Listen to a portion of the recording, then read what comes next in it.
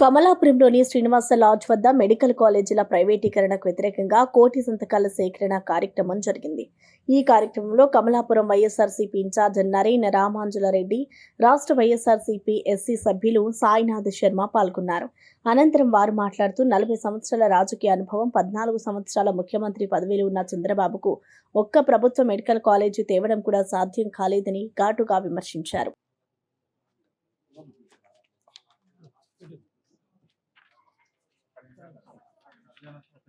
పెట్టండి.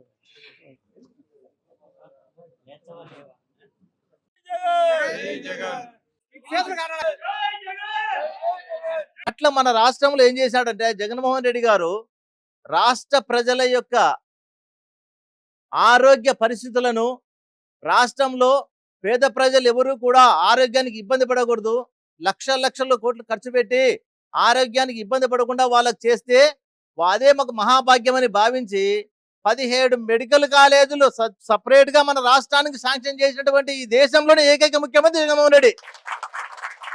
విషయం మీకు తెలియదు. ఎందుకంటే కాలేజీ ఉంటే అక్కడ ప్రొఫెసర్లు ఉంటారు, పెద్ద పెద్ద డాక్టర్లు ఉంటారు, నరాల స్పెషలిస్టులు ఉంటారు, కంటి స్పెషలిస్టులు ఉంటారు, గుండె స్పెషలిస్టులు ఉంటారు, అన్ని రకాల స్పెషలిస్టులు కూడా ఆ యొక్క హాస్పిటల్లో ఉంటారు. కాబట్టి మనము ఇప్పుడు కడప జిల్లాలోనే బ్రహ్మాండమైన హాస్పిటల్ వచ్చేది. పులివెందులో కూడా వస్తానింది, కడప కూడా వస్తానింది, నెల్లూరు, ప్రతి చోటగా బ్రహ్మాండ హాస్పిటల్ ఉండేది. ఇప్పుడు మనం చిన్న గుండె ఆపరేషన్ పోవాలంటే ఈ నుంచి హైదరాబాద్ అన్న పోవాలా, చెన్నై కన్నా పోవాలా, బెంగళూరు అన్న పోవాలా, ఇంకోసారి పోవాల్సి వస్తుంది.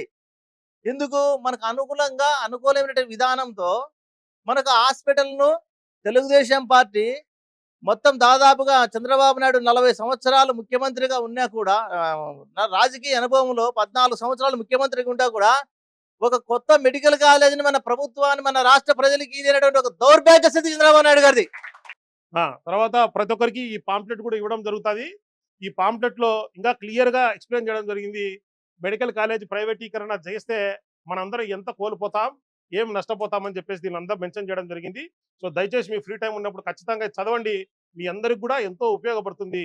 తర్వాత మీ జగన్మోహన్ రెడ్డి గారి ఈ కార్యక్రమానికి మీరు మద్దతు తెలిపే దాంట్లో భాగంగా మీరు సంతకం చేస్తే ఎంతో మేలు జరుగుతుంది. తర్వాత ఈ నవంబర్ 25వ తారీఖున గవర్నర్ గారికి కలిపి ఇవన్నీ కూడా కలిసి జగన్మోహన్ రెడ్డి గారు ఈ కోటి సంతకాలు గవర్నర్ గారికి అందజేస్తారు. సో ఇప్పటికైనా చూద్దాం, చంద్రబాబు నాయుడు గారు ఏమన్నా ఈ కోటి సంతకాల సేకరణ జరిగిన తర్వాత ప్రజల్లో ఇంత ఆగ్రహం ఉందని తెలిసిన తర్వాత అన్నా కానీ మెడికల్ కాలేజీలను ప్రైవేటీకరణ ఆపుతాడో లేదో. ఒకవేళ ఆపలేదనుకో ఇంకా ఎవరు ఆపలేరు.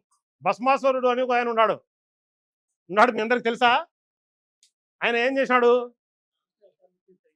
అతని నెత్తిపైన అతనే చేపెట్టుకున్నాడు. ఇటువంటి ఇప్పుడు ఈ మెడికల్ కాలేజ్ ప్రైవేటీకరణ జరిగితే చంద్రబాబు నాయుడు గారికి ఆత్మహత్య సదృశ్యమే, టీడీపీ పార్టీకి, కూటమి పార్టీకి. సో మన వంతుగా ఒక బాధ్యత కలిగిన ప్రతిపక్ష పార్టీగా వైఎస్ఆర్సీపీ పార్టీ ఎప్పుడు కూడా ప్రజలకు తోడుగా ఉంటుంది. మెడికల్ ప్రైవేటీకరణ ఖచ్చితంగా ఆపేదానికోసమే ఉద్యమం చేస్తున్నాం. ఎటువంటి పరిస్థితుల్లో అయినా కానీ చంద్రబాబు నాయుడు గారి మెడలు వంచైనా కానీ ప్రైవేటీకరణ ఆపుతాము అని చెప్పేసి మీ అందరికి కూడా ఒకసారి తెలియజేసుకుంటూ